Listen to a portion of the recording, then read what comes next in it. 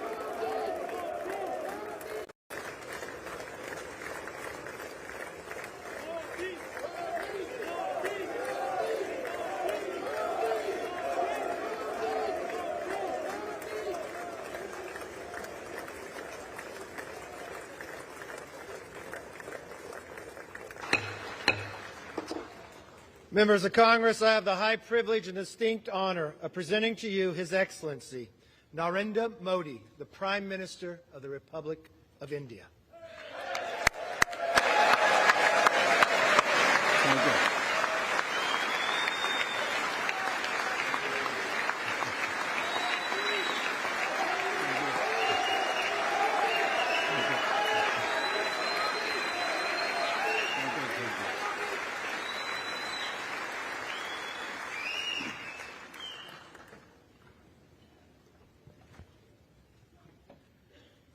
Mr. Speaker, Madam Vice President, distinguished members of the U.S. Congress, ladies and gentlemen, Namaskar.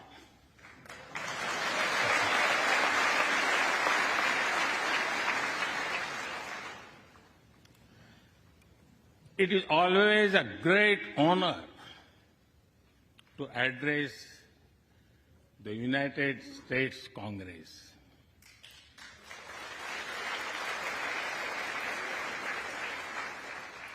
It is an exceptional privilege to do so twice.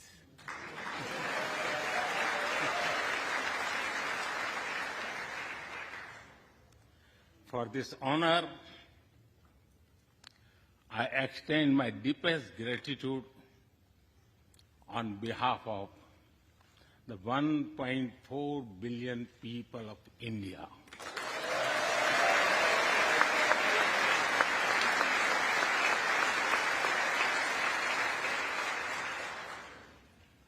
I see that nearly half of you were here in 2016. I feel your warmth as old friends. I can also see the enthusiasm of a new friends in the other half.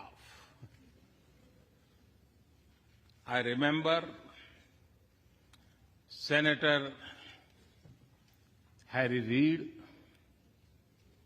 Senator John McCain, Senator Orrin Hatch, Elijah Cummings, Elsie Hastings, and others who I met here in 2016 and who are sadly no longer with us. Mr. Speaker, standing here 7 Junes ago, that is the June when Hamilton swept all the awards, I said that the hesitations of history were behind us.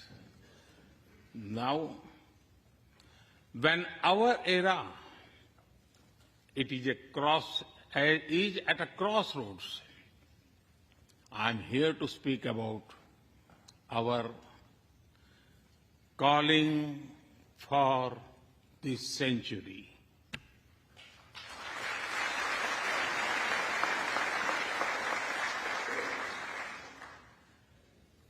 Through the long and widening road that we have traveled, we have made the test of friendship. A lot has changed since I came here 7 summers ago.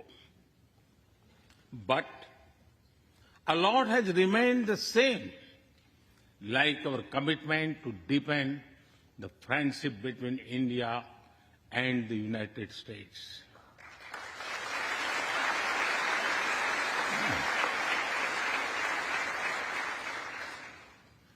In the past few years, there have been many advances in AI, artificial intelligence. At the same time, there have been even more momentous development in another AI, America and India.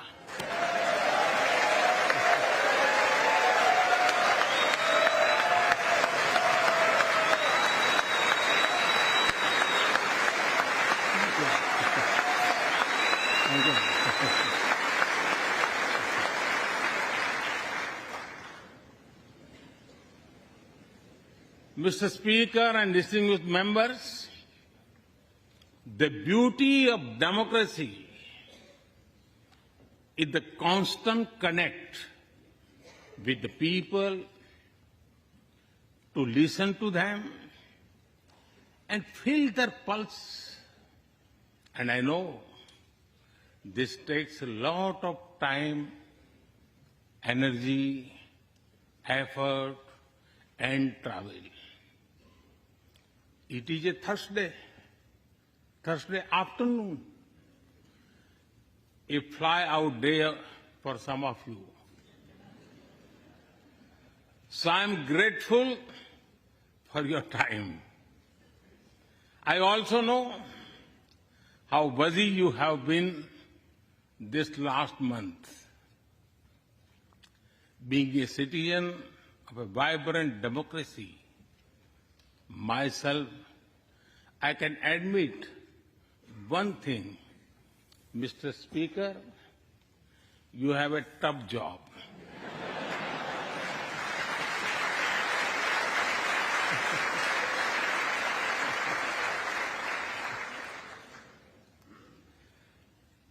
I can relate to the battles of patience, persuasion, and policy. I can understand the debate of ideas and ideology. But I am delighted to see you come together today to celebrate the bond between world's two great democracies, India and the United States. Thank you.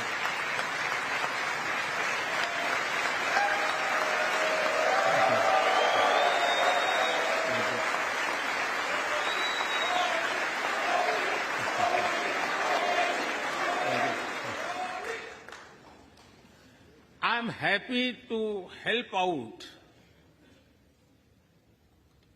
I'm happy to help out whenever you need a strong bipartisan consensus.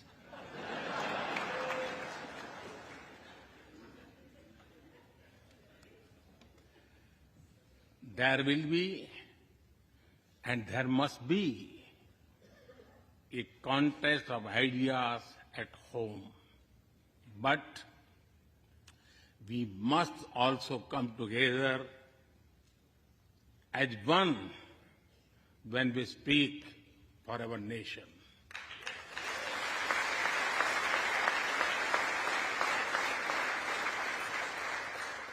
And you have shown that you can do it. Congratulations.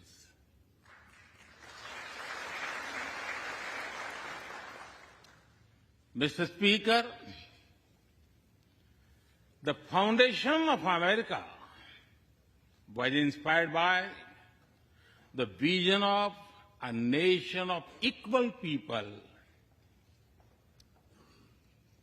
Throughout your history, you embraced people from around the world, and you have made them equal partners in the American dream.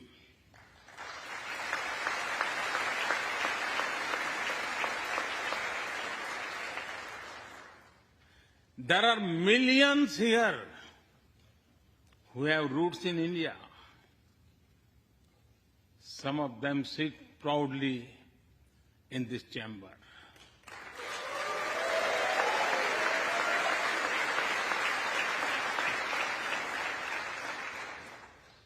And there is one behind me who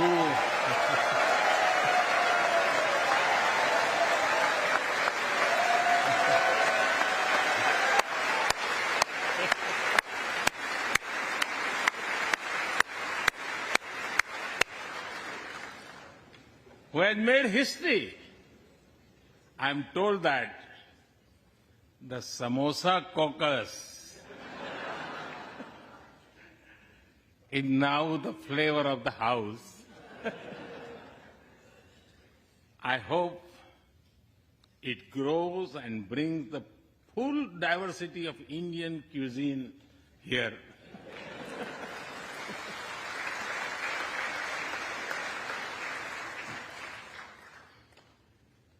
Over 2 centuries, we have inspired each other through the lives of great Americans and Indians. We pay tribute to Mahatma Gandhi and Martin Luther King Jr.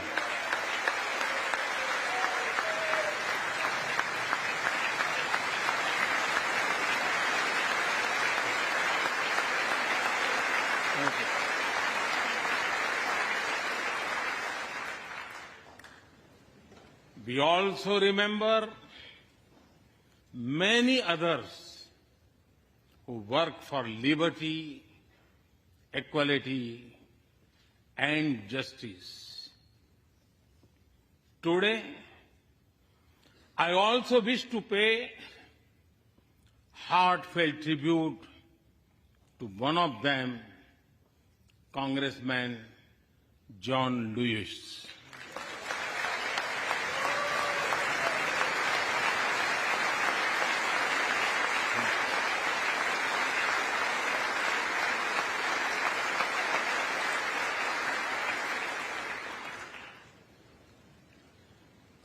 Mr. Speaker,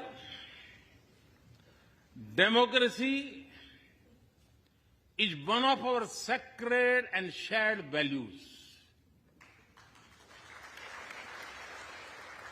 It has evolved over a long time and taken various forms of systems. Throughout history, however, one thing has been clear. Democracy is the spirit that supports equality and dignity.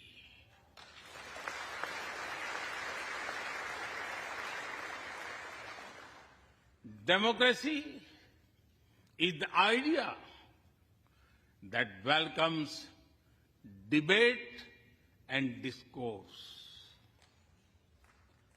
Democracy is the culture that gives wings to thought and expression. India is blessed to have such values from times immemorial. In the evolution of the democratic spirit, India is the mother of democracy.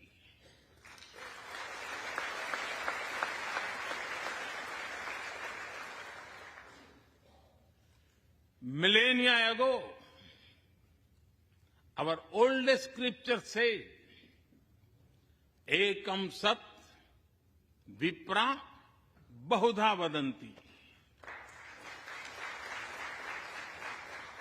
It means the truth is one, but the wise express it in a different ways. Now, the US is the oldest and India the largest democracy. Our partnership augurs well for the future of democracy.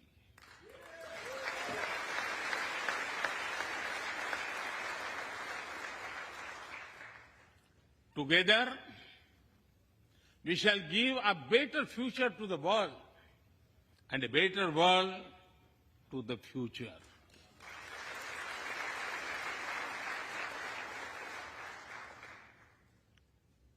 Mr. Speaker, last year, India celebrated 75 years of its independence.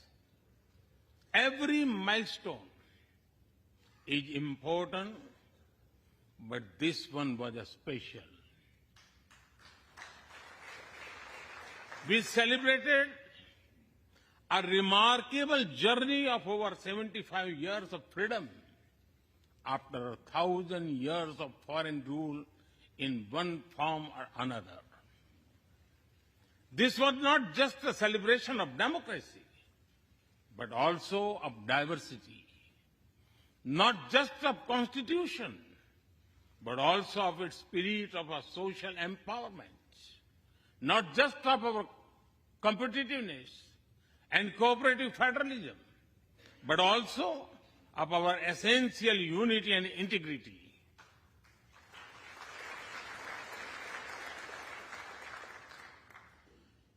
We have over 2,500 political parties.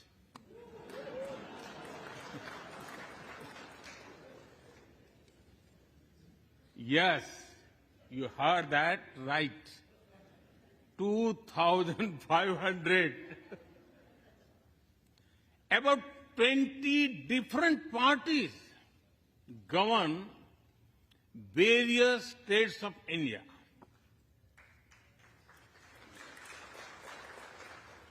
We have 22 official languages and thousands of dialects, and yet we speak in one voice.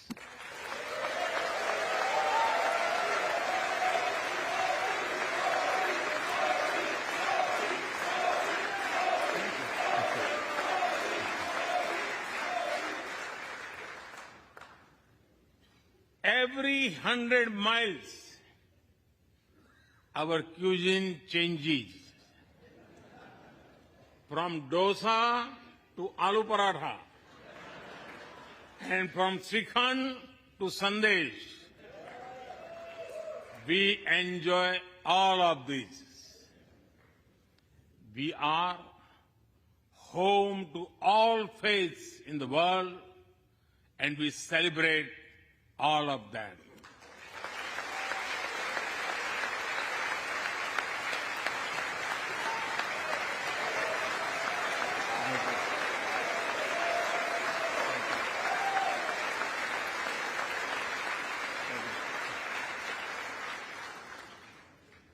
In India,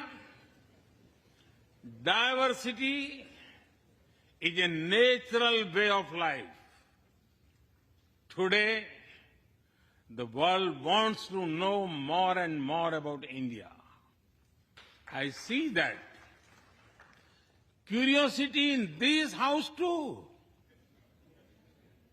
We were honored to receive over 100 members of the U.S. Congress in India over the last decade.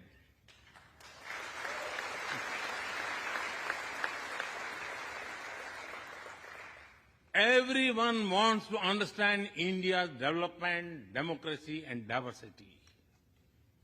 Everyone wants to know what India is doing right and how.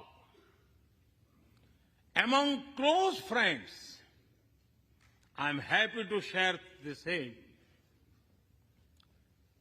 Mr. Speaker, when I first visited the U.S. as a Prime Minister, India was the 10th largest economy in the world.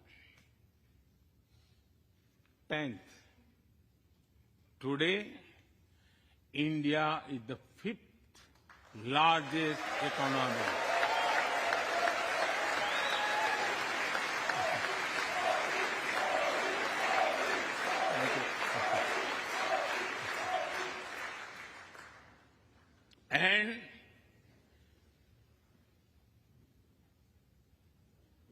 And India will be the 3rd largest economy soon.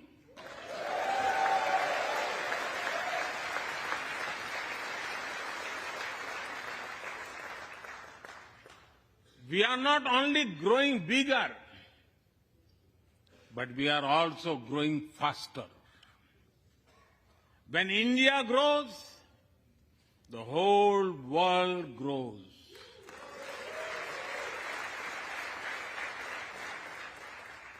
After all, we are 1/6 of the world's population. In the last century, when India won its freedom, it inspired many other countries to free themselves from colonial rule.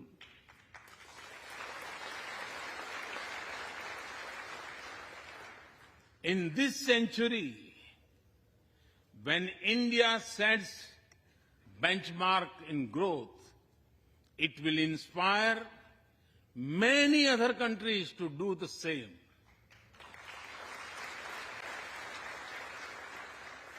Our vision is सबका साथ, सबका विकास, सबका विश्वास, सबका प्रयास. It means together for everyone's growth, with everyone's trust and everyone's efforts. Let me share with you how this vision is translating into action with speed and scale.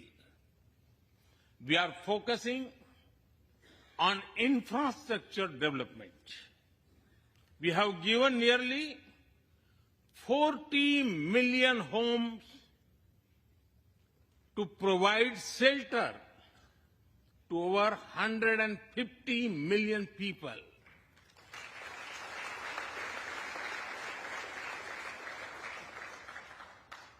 That is nearly 6 times the population of Australia.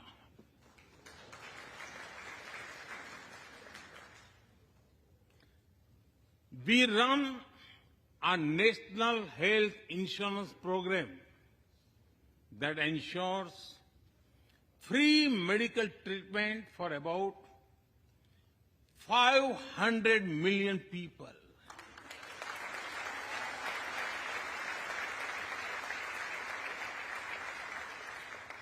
$500 million people, that is greater than the population of South America.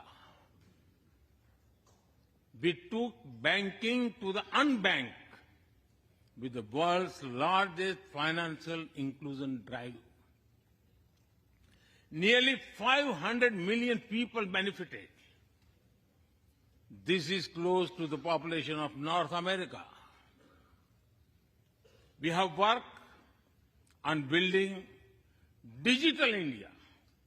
Today, there are more than 850 million smartphones and internet users in the country.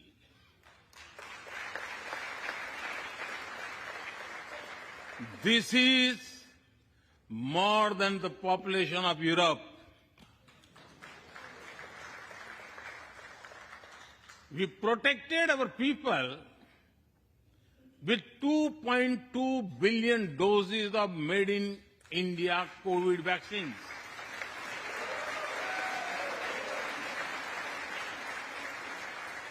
And that too free cost.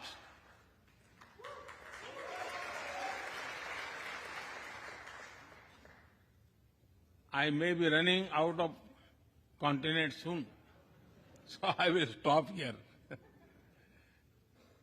Distinguished members, the Vedas are one of the world's oldest scriptures.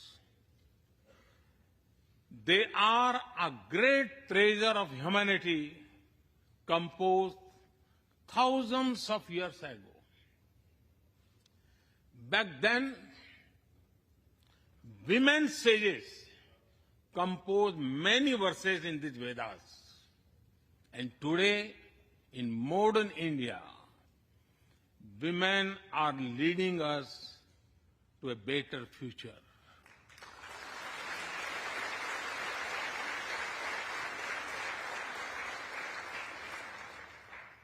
India's vision is not just of development which benefits women. It is of women-led development where women lead the journey of progress.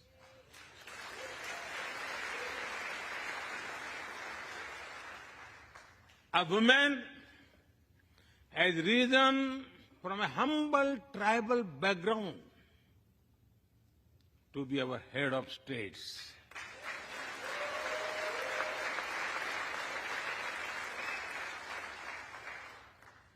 Nearly 1.5 million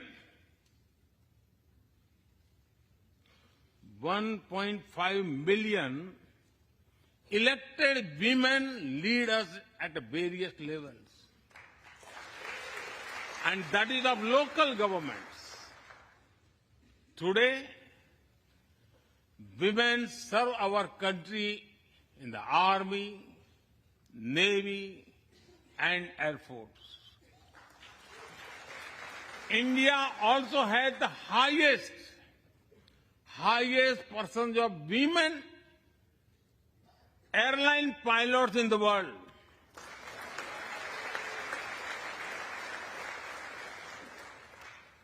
And they have also put us on Mars by leading our Mars mission.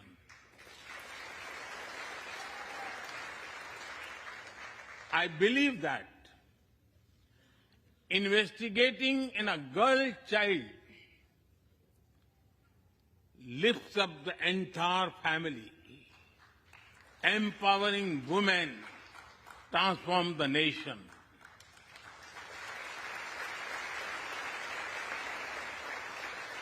Mr. Speaker, India is an ancient nation with a youthful population.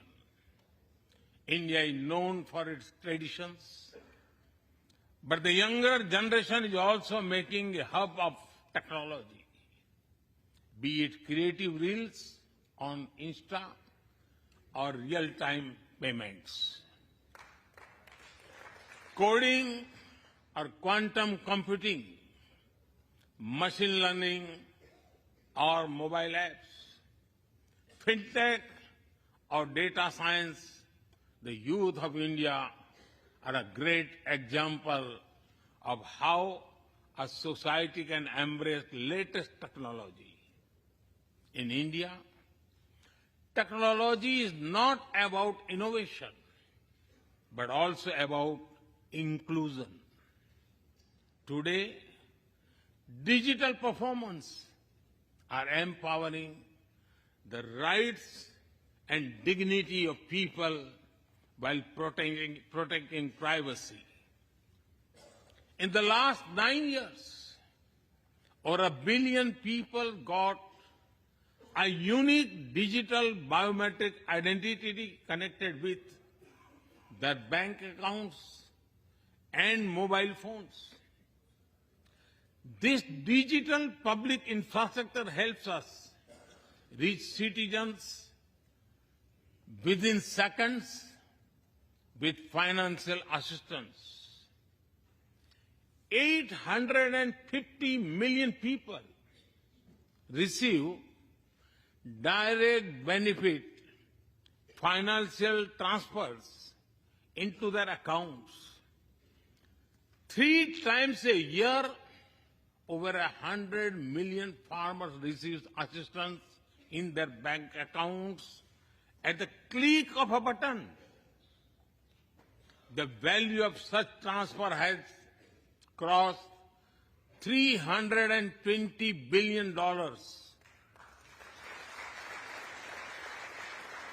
And we have saved over $25 billion in the process. If you visit India, you will see everyone is using phones for payments, including street vendors. Last year, out of every 100 real-time digital payments in the world, 46 happened in India.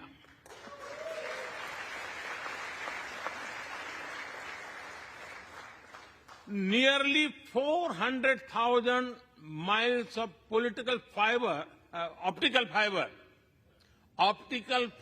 cables, and cheap data have ushered in a revolution of opportunities. Farmers check weather updates. The elderly get social security payments. Students access scholarships. Doctors deliver telemedicine. Fishermen check fishing grounds, and small businesses get loans with just a tap on their phones. Mr. Speaker, a spirit of democracy, inclusion, and sustainability defines us. It also shapes our outlook to the world. India grows while being responsible about our planet. We believe, Mata Bhumihi Putro Aham Prithviya. This means the earth is our mother and we are her children. Indian culture deeply respects the environment and our planet.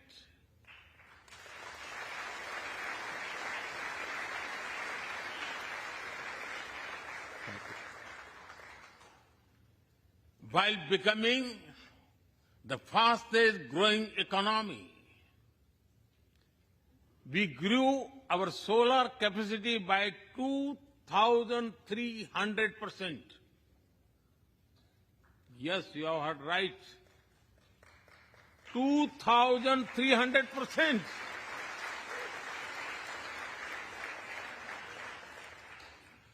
We became the only only G20 country to meet its Paris commitment.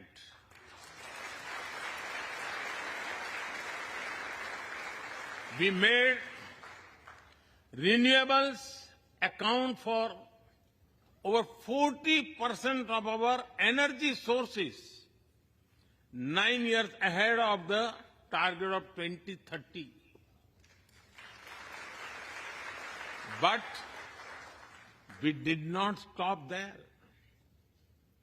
At the Glasgow summit, I proposed Mission Life, lifestyle for environment. This is a way to make sustainability a true people's movement, to leave it to be the job of governments alone. By being mindful in making choices, every individual can make a positive impact. Making sustainability a mass movement, we help the world reach the net zero target faster.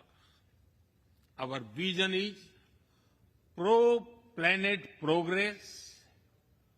Our vision is pro-planet prosperity. Our vision is pro-planet people.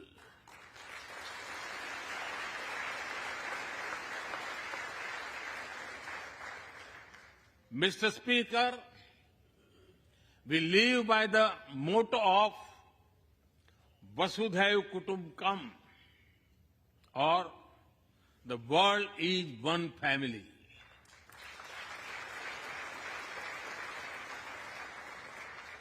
Our engagement with the world is for everyone's benefit. The one sun, one world, one grid seek to join us. All is connecting the world with clean energy.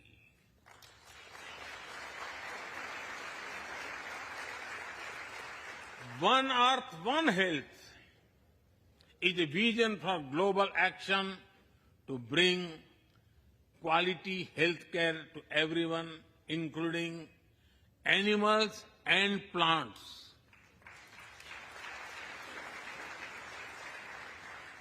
The same spirit is also seen in the theme when we chair the G20, One Earth, One Family, One Future.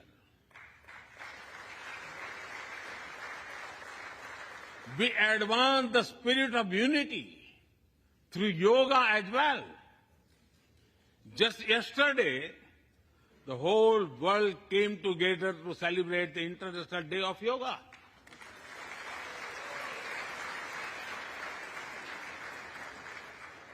Just last week, all nations joined our proposal at the UN to build a memorial wall to honor the peacekeepers.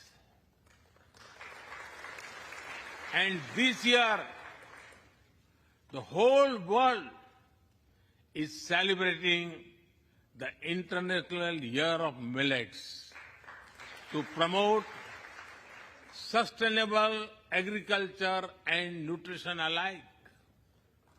During COVID, we delivered vaccines and medicines to over 150 countries. We reach out to others, being disasters at first responders, as we do for our own. We share our modest resources with those who need them the most. We build capabilities, not dependencies.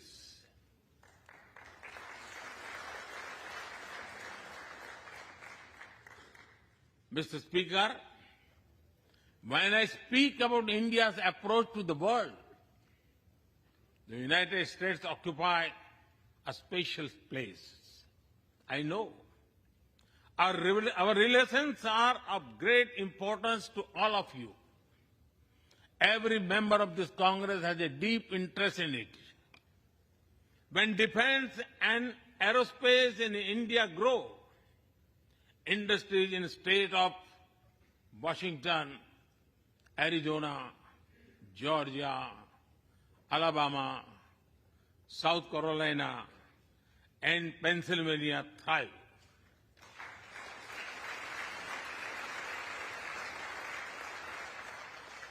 When American companies grow, the research and development centers in India thrive.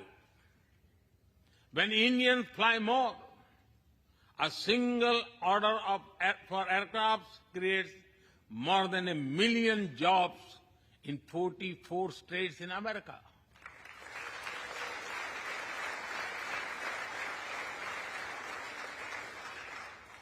When an American phone makers invest in India, it creates an entire ecosystem of jobs and opportunities in both countries. When India and US work together on semiconductors and critical minerals, it helps the world in making supply chains more diverse, resilient, and reliable.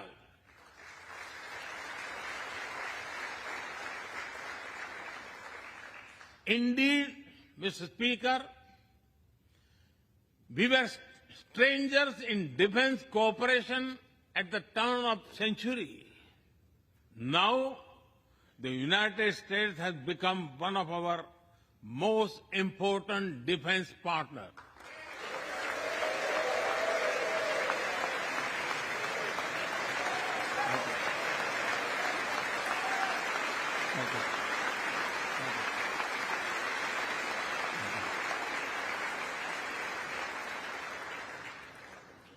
Today, India and the US are working together in space and in the seas, in science and in semiconductors, in startups and sustainability, in tech and in trade, in farming and finance, in art and artificial intelligence, in energy and education, in healthcare and humanitarian efforts.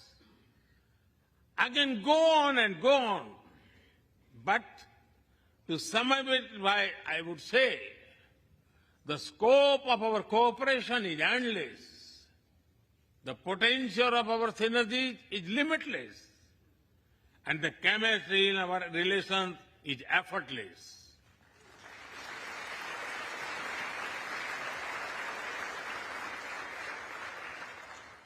In all this, Indian Americans have played a big role.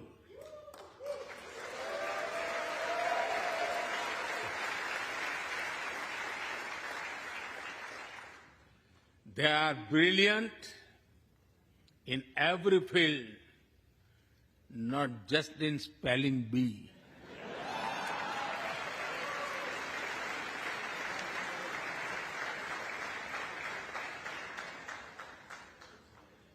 With their hearts and minds, talent and skills, and the love for America and India, they have connected us. They have unlocked doors. They have shown the potential of our partnership. Mr. Speaker, distinguished members, every Indian Prime Minister and American President of the past has taken our relationship further. But our generation has to honor of taking it to greater heights.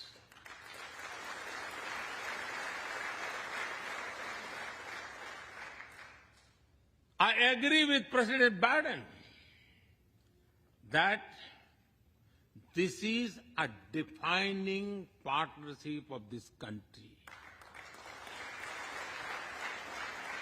because it serves a larger purpose: democracy, demography, and destiny give us the purpose.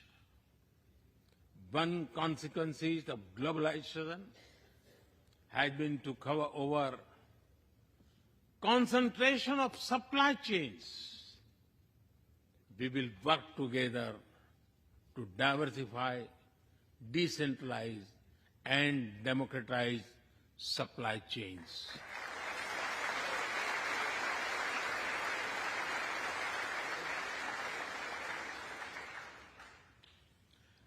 Technology will determine the security, prosperity, and leadership in the 21st century.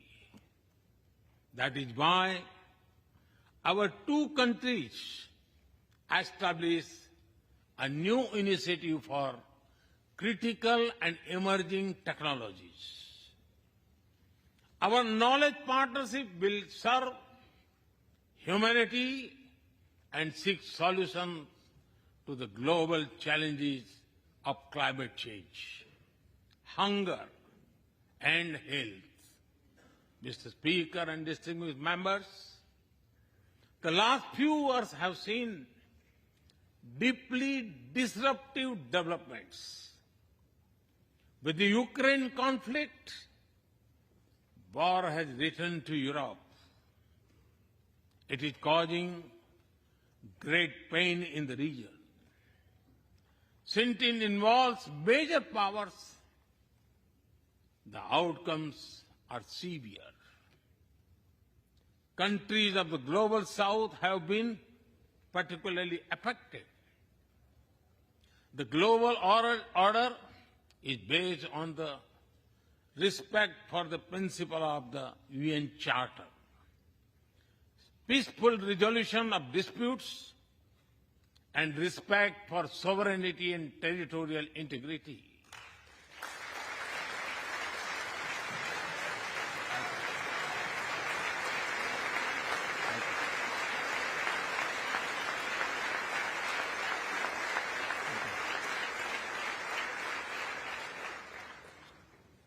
As I have said directly and publicly, this is not an era of war.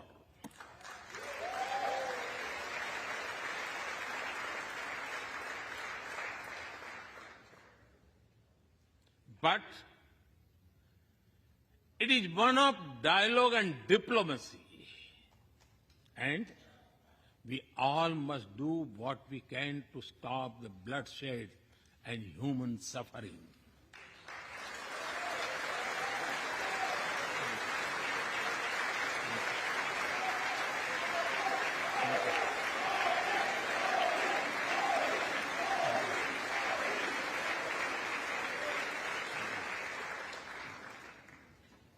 Mr. Speaker,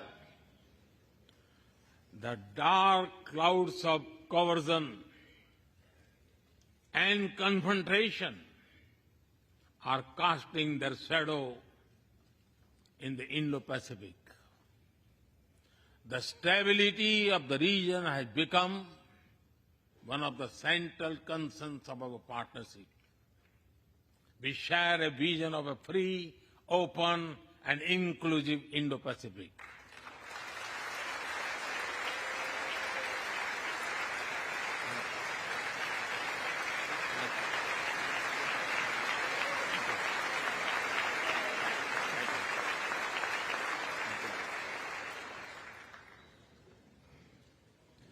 Connected by secure seas, defined by international law, free from domination, and anchored in ASEAN centrality.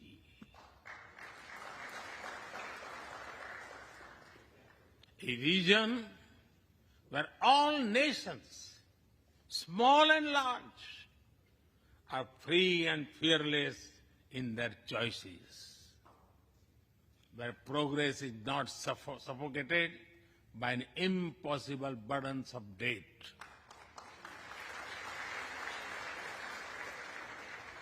Where connectivity is not leveraged for strategic purposes, where all nations are lifted by the high tide of shared prosperity.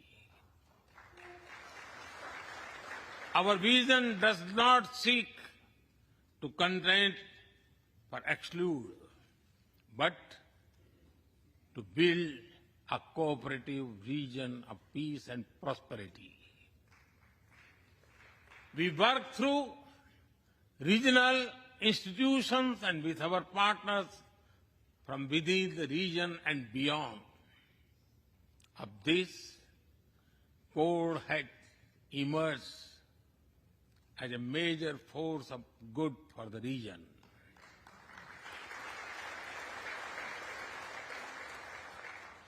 Mr. Speaker, more than 2 decades after 9/11 and more than a decade after 26/11 in Mumbai,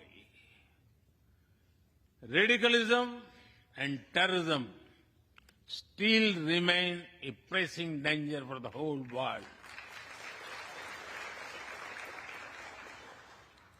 These ideologies keep taking new identity and forms, but their intentions are the same. Terrorism is an enemy of humanity, and there can be no ifs and buts in dealing with it.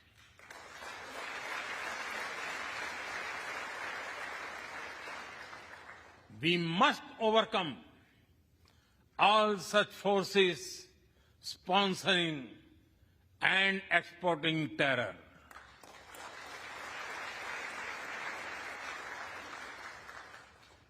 Mr. Speaker, COVID-19's biggest impact was the human loss and suffering it caused.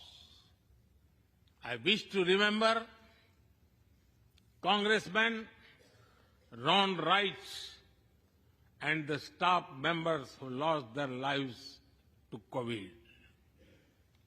As we emerge out of the pandemic, we must give shape to a new world order. Consideration, care, and concern are the need of the hour. Giving a voice to the global south is the way forward.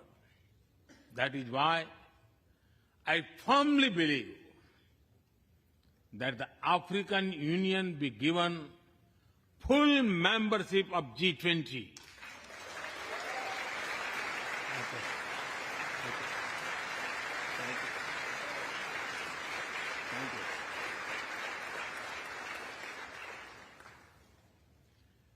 We must revive multilateralism and reform multilateral institutions.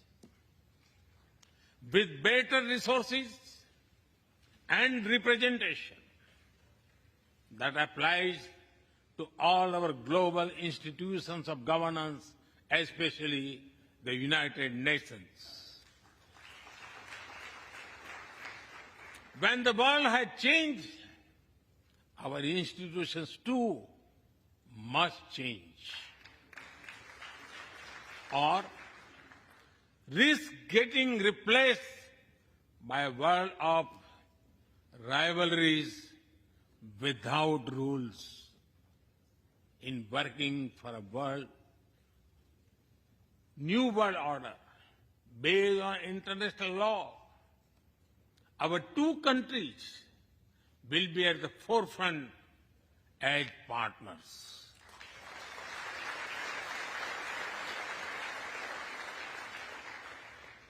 Mr. Speaker and distinguished members,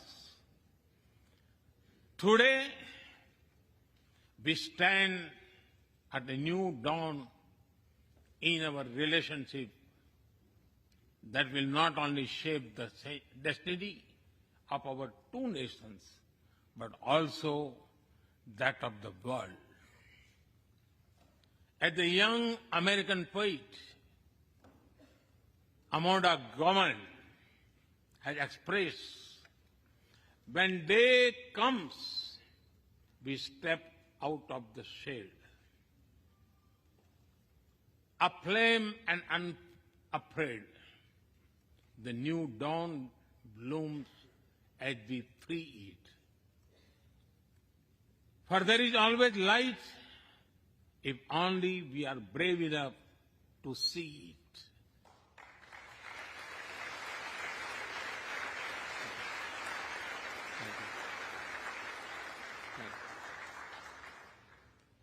Our trusted partnership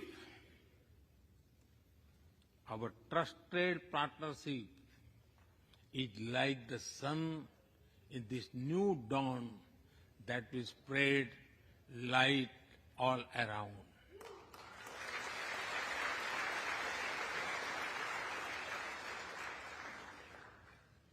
I am reminded of a poem that I once wrote. आसमान में सिर उठाकर, आसमान में सिर उठाकर, घने बादलों को चीरकर, रोशनी का संकल्प ले, अभी तो सूरज उगा है।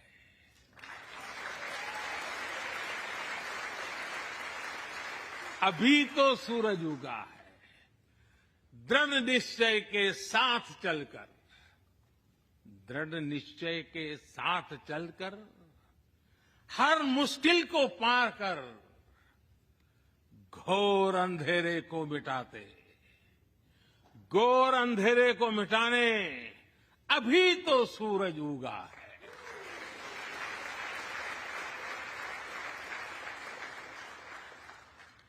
If I were to say it in English, it would be rising its head in the skies, piercing through the dense clouds with the promise of light. The sun has just risen, armed with a deep resolve, overcoming all the odds to dispel the forces of darkness. The sun has just risen.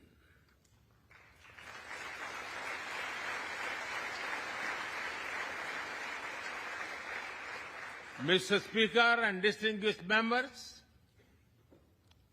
we come from different circumstances and history, but we are united by a common vision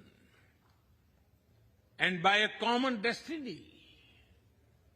When our partnership progresses, economic resilience increases, innovation grows, science flourishes, knowledge advances, humanity benefits, our seas and skies are safer, democracy will shine brighter, and the world will be a better place.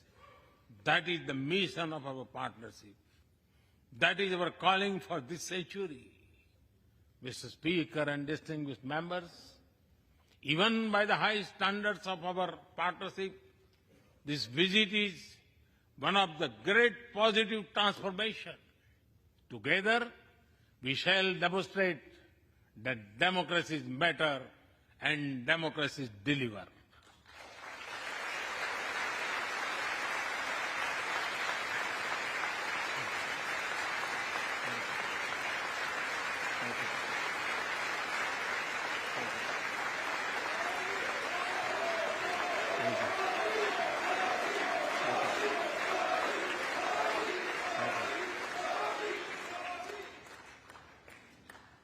I count on your continued support to the India-US partnership.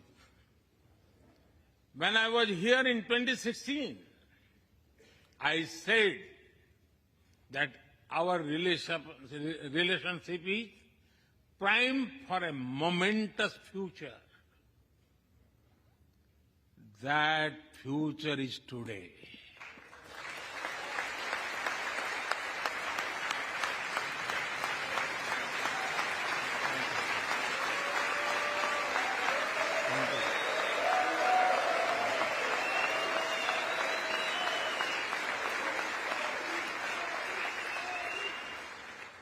Thank you once again, Mr. Speaker, Madam Vice President, and the distinguished members of this honor.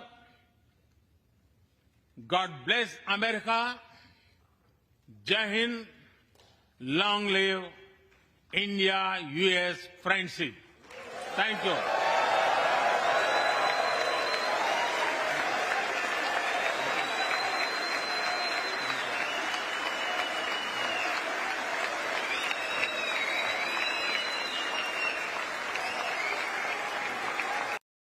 सांसद हैं वो प्रधानमंत्री से मिलने के लिए, उनसे हाथ मिलाने के लिए, उनका इस्तकबाल करने के लिए, स्वागत करने के लिए उत्सुक हैं।